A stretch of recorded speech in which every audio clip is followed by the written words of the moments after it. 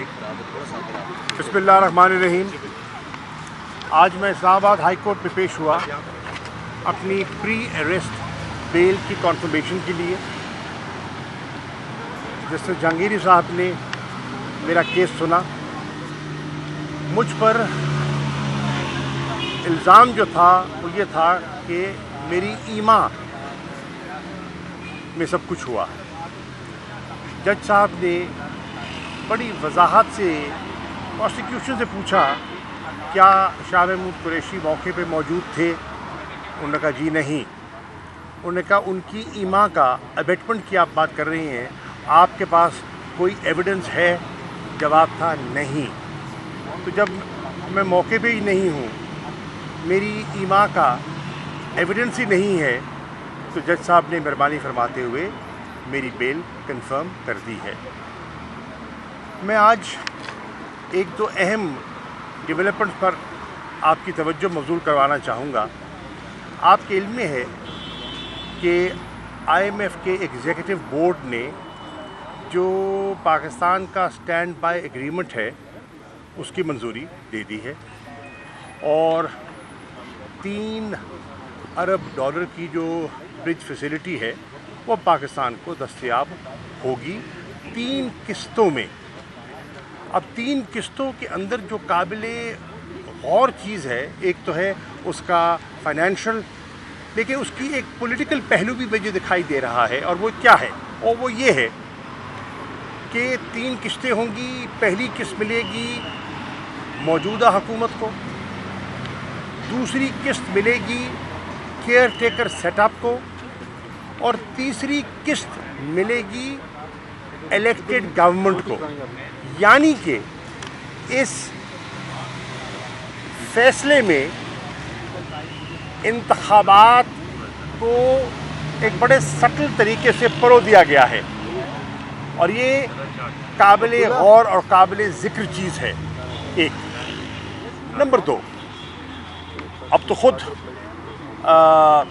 Peoples party कह चुकी है कि उन्होंने, और वो काबीना का हिस्सा है, हुकूमत का हिस्सा है, काबीना ने फ़ैसला करना है और वो कह रहे हैं कि हम काबीना से दरख्वास्त करने जा रहे हैं कि 8 अगस्त को असेंबलियां तहलील कर दी जाएं। अगर ऐसा होता है तो फिर आइन की रूह से 90 दिन के इंतखाबात की पीपल्स पार्टी ख्वाहिश रखती है। वज़ीर-ए-आज़म शहबाज शरीफ ने कल अपने खिताब में कहा कि उनकी हुकूमत 14 अगस्त को ख़त्म हो जाएगी। अगर उनका नुक्ता नज़र देखें तो लगता है कि वो टर्म मुकम्मल यानी कि 12 अगस्त को हो जाएगी, तो 14 को वो समझते हैं कि हुकूमत जाएगी। यानी कि उनकी कोशिश है कि इंतखाबात 60 दिनों में हों।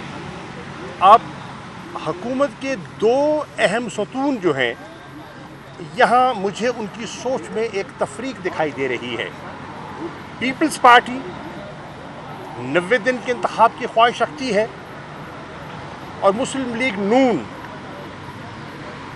60 दिन के इंतखाब की ख्वाहिश रखती है। और मौलाना फजल रहमान जो कि PDM के सरबराह हैं, वो आज भी कह रही हैं कि दुबई के मामलात पर उन्हें एतमाद में नहीं लिया गया। ANP के सदर एमल वली साहब ने एक्यूज़ किया है JUI के गवर्नर को कि वो खैबर पख्तूनख्वा में अपनी जमात के लिए माहौल साजगार बनाने की कोशिश कर रहे हैं, यानी कि ANP के मफादात के बरक्स वो काम कर रहे हैं। तो ये एक आपको जो हुकूमती इस वक्त जो टोला है, उनकी सोच और उनकी जो सियासी दरारें हैं, वो आप जैसे जैसे इंतखाबात करीब आ रहे हैं वो वाज़े होती दिखाई दे रही हैं। नंबर 1। नंबर 2, हुकूमत ने अयाज सादिक साहब की सरबराही में एक पार्लिमानी कमेटी तश्कील दी है और वो पार्लिमानी कमेटी انتخابی اصلاحات پر غور و فکر کر رہی ہے. غالباً 2 نشستیں بھی ہو گئی ان کی.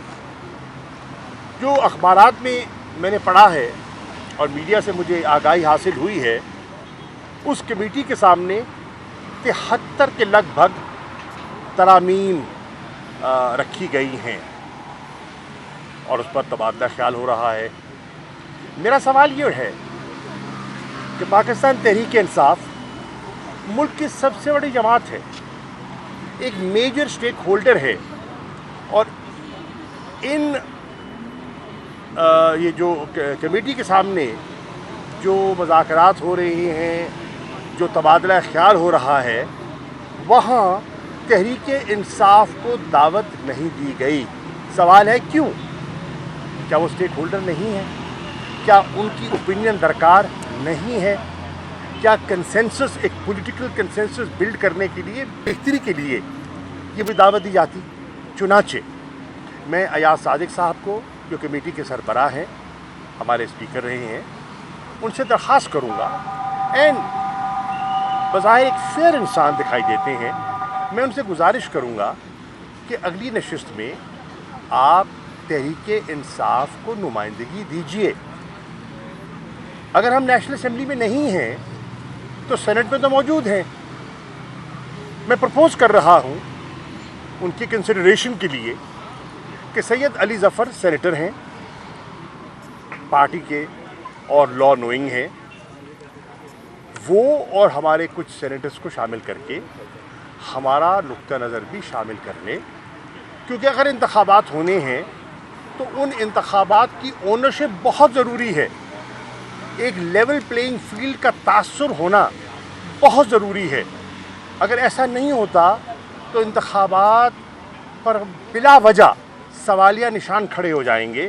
اور میری مؤدبانہ گزارش ہے کہ اس کمیٹی کو فراخ دلی سے تحریک انصاف کو دعوت دینی چاہیے اور ان کا نقطہ نظر بھی سننا چاہیے.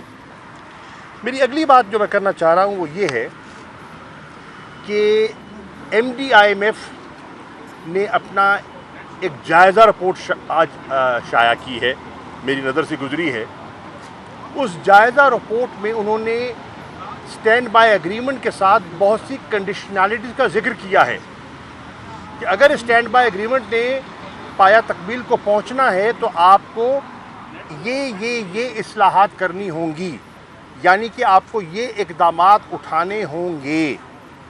اور اس کی تفصیل میں نہیں جاتا کیونکہ آپ کے سامنے وہ دستیاب ہے اور آپ ان کی ویب سائٹ سے حاصل کر سکتے ہیں. لیکن میں کہنے کی جو کوشش کر رہا ہوں وہ یہ ہے کہ اس میں انرجی ریفارمز کا خاص طور پر ذکر کیا گیا ہے، کیونکہ سرکولر ڈیٹ جو ہے ہمارا وہ بڑھتا چلا جا رہا ہے، تشویشناک حد تک بڑھ چکا ہے اور لمحہ فکریہ ہے. اس پہ وہ کہہ رہے ہیں، ان ادر ورڈز وہ سجیسٹ کر رہے ہیں کہ آپ کو سرکولر ڈیٹ کو ایک معقول حد تک رکھنے کے لیے آپ کو مزید ٹیرف بڑھانا پڑے گا. 1 روپیہ 24 پیسے پہلے بڑھ چکا، اور لگتا ہے کہ آج کے اشارے سے یہ دکھائی دے رہا ہے کہ حکومت کو بجلی کے نرخ مزید بڑھانے پڑیں گے. اس وقت کیفیت یہ ہے کہ پورے ملک میں لوڈ شیڈنگ، طویل لوڈ شیڈنگ جاری ہے. اس وقت ایک خیال ہے کہ 7 سے 8 ہزار تک شارٹ فال ہے. اس کا نتیجہ یہ ہے کہ گھنٹوں کی لوڈ شیڈنگ ہو رہی ہے شہروں میں، اور دیہات میں تو بجلی جاتی نہیں، کبھی کبھی آتی ہے. 12 14 گھنٹوں کی اس گرمی کے عالم میں، اس حبس کے عالم میں لوگ جو ہے وہ لوڈ شیڈنگ برداشت کر رہے ہیں، اور اس کے اوپر مزید جو ہے ٹیرف بڑھانے کی انہیں نوید سنا دی گئی ہے. مجھے افسوس سے کہنا پڑ رہا ہے اس حکومت نے بہت تاخیر کی، اور یہ اسٹینڈ بائی ایگریمنٹ اگر ان میں یکسوئی ہوتی تو آج سے 8-9 ماہ پہلے یہی رزلٹ آ جاتا جو آج آیا ہے. مفتاح اسماعیل صاحب اور ڈار صاحب کی سوچ کی خلیج جو ہے وہ آپ کے سامنے ہے. اور ڈار صاحب کو ریٹریٹ کرنا پڑا. اور جو مفتاح اسماعیل کہہ رہے تھے آج لگتا ہے ان کی بات میں زیادہ وزن دکھائی دے رہا ہے. وہ بھی نون کے تھے, یہ بھی نون کے ہیں, وہ بھی وزیر خزانہ تھے, یہ بھی وزیر خزانہ ہیں. میری نظر میں ڈار صاحب نے تاخیر کر کے معیشت کو مزید دشواریوں سے دوچار کیا ہے. ہمارا روپیہ مزید گرا ہے, ڈپریشیٹ ہوا ہے, اور اب تو اوبویسلی ایکسچینج ریٹ جو مارکیٹ بیسڈ ہوگا اس کا امپیکٹ جو ہوگا وہ بھی آپ کے سامنے ہے اور آ رہا ہے, آ چکا ہے. اور بہت سی جو گومگو کی صورت تھی, جو انڈسٹریل انسرٹنٹی اور انویسٹمنٹس کے لیے جو آج حکومت کوشش کر رہی ہے کہ ماحول بہتر کیا جائے, اور درست کوشش ہے, پاکستان کو انویسٹمنٹس کی ضرورت ہے. اور ایک اچھا پیش رفت ہے کہ کونسل بنی ہے جو کہ انویسٹمنٹس کے راستے میں رکاوٹ ہے اس کو دور کرتی ہے. میں اس کے حق میں ہوں, میں نے اس کو دیکھا ہے, and I think that's a good initiative. اسی طرح میں سمجھتا ہوں جو زراعت کے پیشے میں پاکستان کی پروڈکٹیوٹی کو بڑھانے کے لیے جو کوشش کی جا رہی ہے یہ بھی ایک پازیٹیو سٹیپ ہے. تحریک انصاف جو مثبت چیز ہے اس کو رد کبھی نہیں کرے گی. ہمارا مفاد اس ملک کے مفاد سے جڑا ہوا ہے, اور جو پاکستان کی عوام کی بہتری ہے اگر اس کی طرف کوئی بھی قدم لیتا ہے تو ہمیں فراخ دلی سے اس مثبت قدم کو اپنانا چاہیے, اس کی تائید کرنی چاہیے. میں سمجھتا ہوں کہ پاکستان کے زرعی سیکٹر میں بے پناہ پوٹینشیل موجود ہے, اور اگر صحیح اصلاحات کی جائے اور انویسٹمنٹس کو اٹریکٹ کیا جائے, ٹیکنالوجی ٹرانسفر کو اٹریکٹ کیا جائے, پاکستان کی پروڈکٹیوٹی, ایگریکلچر پروڈکٹیوٹی بڑھ سکتی ہے.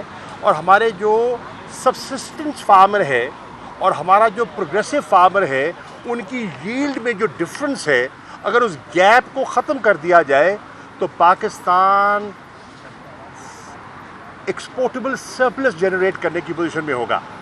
ہمیں جو اربوں ڈالر ہم منگا رہے ہیں خوردنی اشیاء کے لیے, ہمیں اس پہ پیسہ خرچ کرنے کی ضرورت نہیں ہے. ڈالر آج ہمارا بہت بڑا چیلنج ہے. ڈالر کی کمی کی وجہ سے ہم IMF کے پاس گئے ہیں نا, تو جو ڈالر زراعت بچا سکتا ہے امیجیٹ فیوچر میں وہ کوئی شعبہ نہیں بچا سکتا. تو اس پہ بھی میں سمجھتا ہوں کہ ایک قومی اتفاق رائے پیدا ہونا چاہیے اور پیش رفت ہونی چاہیے. انتخابات میں لیول پلینگ فیلڈ بہت ضروری ہے. یہ تاثر کہ ایک کسی خاص ٹولے کی طرف جھکاؤ ہے, یہ ملک کے مفاد میں نہیں ہوگا, یہ جمہوریت کے مفاد میں نہیں ہوگا, یہ جمہوری اداروں کے مفاد میں نہیں ہوگا. اس لیے یہ وقت ہے بڑی فہم و فراست کا, یہ وقت ہے اسٹیٹسمنشپ شو کرنے کا, یہ وقت ہے لیڈرشپ شو کرنے کا. اور میں توقع کرتا ہوں کہ پاکستان کے جتنا ذی شعور طبقہ ہے وہ مل کر ہمارے ہم کلام ہوگا, تاکہ اس ملک میں آئین کے مطابق فری, فیئر اور کریڈیبل الیکشنز ہونے چاہیے. الیکشن کمیشن اپنی ساکھ بحال کر سکتا ہے. انتخابات اگر وہ شفاف کروا دیتا ہے اس سے الیکشن کمیشن کی ساکھ میں اضافہ ہوگا. اور الیکشن کمیشن ایک ایسا ادارہ ہے, ایک آئینی ادارہ ہے جو ہمیں اس کی ضرورت کل بھی تھی, آج بھی ہے اور کل بھی رہے گی. لوگوں کا اس پر اعتماد ہونا بہت ضروری ہے. شکریہ. صاحب یہ بتائیے گا کہ جس طرح سے توشہ خانہ کیس کی ایک اسپیڈی ٹرائل کی مثال ہم دیکھ رہے ہیں کہ ایک جج پہ PTI کی جانب سے, چیئرمین PTI کی جانب سے عدم اعتماد کیا گیا, لیکن وہ ڈے ٹو ڈے ہیئرنگ کر رہے ہیں اور اس کیس کو چونکہ گواہ بھی بہت کم ہے, کیا عمران خان کی نااہلی دیکھ رہے ہیں آپ اس کیس میں؟ میں آپ سے گزارش کروں گا, توشہ خانہ کا آپ نے حوالہ دیا ہے, ایک بہت دلچسپ ایک انالیسز آیا ہے پل ڈیٹ کے, ہمارے ہیں بہت ہی ایک ذمہ دار دوست احمد بلال محبوب صاحب, ان کا ایک آج ہی تجزیہ سامنے آیا ہے توشہ خانہ کے بارے میں. میں چاہوں گا کہ آپ اس کو ضرور پڑھیے. تھینک یو صاحب. جیسے ہم نے دیکھا کہ پاکستان تحریک انصاف کے بعد اس کے اوپر ایک میجر کریک ڈاؤن کیا گیا, مگر KP میں اس طرح کا میجر کریک ڈاؤن نہیں ہوا ہے جماعت کے خلاف. کیا کوئی سیٹلمنٹ ہو رہی ہے آئندہ انتخابات میں کہ KP کو ایک بار پھر PTI؟ میری آپ سے گزارش ہوگی کہ خیبر پختونخوا کے وہاں کے آپ کے جو کورسپونڈنٹ ہیں یا میڈیا کے دوست ہیں ان سے رجوع کیجئے وہ آپ کو حالات حاضرہ سے صحیح آگاہ کریں گے. لگتا ہے کہ آپ کی معلومات ناکافی ہیں. Thank you. شاہ صاحب ڈاکٹر حمزہ کے بارے میں بتاؤ کہ پارٹی کی پالیسی کیا ہے؟ بالکل خاموشی ہے. عمران خان صاحب آئے تھے انہوں نے کہا کہ اپنے ہاتھوں پہ لے گیا. سن لیجیے سوال آ گیا. سوال آ گیا نا بھائی جان. صحیح ہے سنیے. میں بھی ان کی ہمشیرہ سے ملا ہوں. وہ میں جب وزیر خارجہ تھا تب بھی ملا کرتی تھی اور حد الوسع کوشش کی گئی کہ عافیہ بہن واپس آ جائیں. مشکلات تھیں, مشکلات سامنے رکھی جاتی تھی. میں خود دیانتداری سے کہہ رہا ہوں, میں نے یہ مسئلہ as foreign minister of Pakistan secretary of state Hillary Clinton کے سامنے پیش بھی کیا اور اٹھایا, اور ہم نے مختلف اینگل سے دیکھا کہ کس طرح ریلیف مل سکتی ہے. انہوں نے بہت تکلیف دیکھی ہے, مجھے معلوم نہیں تھا. مجھے ابھی بہن نے بتایا ہے کہ ان کی والدہ کا انتقال ہو گیا ہے. اللہ تعالیٰ ان کی مغفرت فرمائے, ان کے درجات بلند کرے.